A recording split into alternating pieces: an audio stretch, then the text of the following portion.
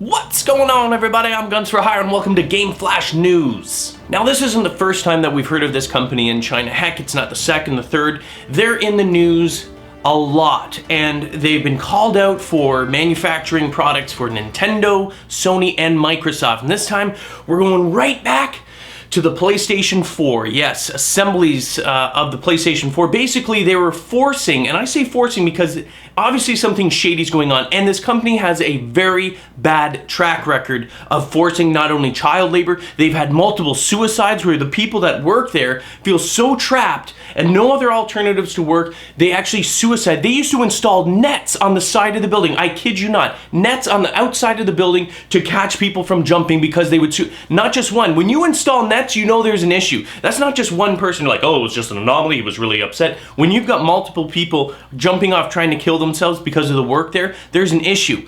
But there's a bigger issue when companies like Sony, Microsoft, and Nintendo keep going back to them to use them again and again, knowing that this is happening. And every time it's like, oh, well, we didn't know, we're investigating. Bull crap. You know, once, maybe, sure. You know, like, oh, well, we didn't know. I don't know how those kids got in here, the child labor. We're looking into it. We'll make sure that that's all sorted away there. But it's happened more than once. You've had multiple occasions of child labor for Nintendo, Microsoft, and Sony in there. And now it's some shady relationship that Foxconn has with a local, not even a local, I think it's, I forget how far away it is, like an hour or something like that, with the university or college students. And I'm not sure how many of you are in college, or if you're going to college, you can usually get internships. So like they're called co-ops, where you do a certain amount of work, you're working towards your degree, and then you do a work placement. Usually you get paid. I'm assuming you get paid for this.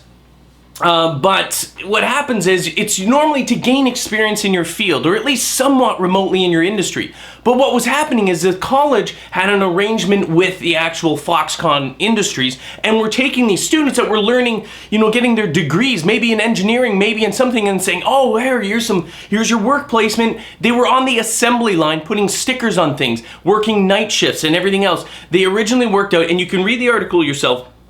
They were, you know, no one was saying anything, and of course Sony's like, this is not our problem. Of course it's your problem. You keep using this company, and you know they have a bad track record. Don't tell me, and there's only one reason why. They obviously don't care about that. They're just like, no, they're good. I don't know. They just keep messing up. Once maybe, but consistently over and over again, no way. Sony should be held accountable for this. Microsoft and Nintendo, if they keep using this company knowing what the track record is, they have to be held accountable. When you're having your product made somewhere, you have to know that that person or the place that they're making it isn't causing harm or violating laws to make your product. Of course you're responsible for it. Sony trying to back away from the saying it wasn't their problem is unacceptable. It's just garbage. But the bottom line, the story of this is that these students were forced on the line. They couldn't understand it. They were like, why am I on an assembly line? This has nothing to do with my job, like not even remotely. If you're doing like line work